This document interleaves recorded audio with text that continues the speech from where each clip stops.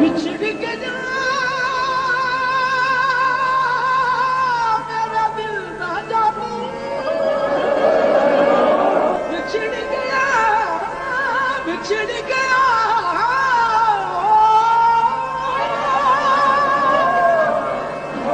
मेरा दिल ना जानी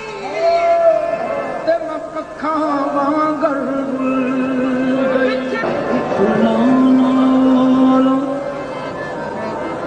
फुलाना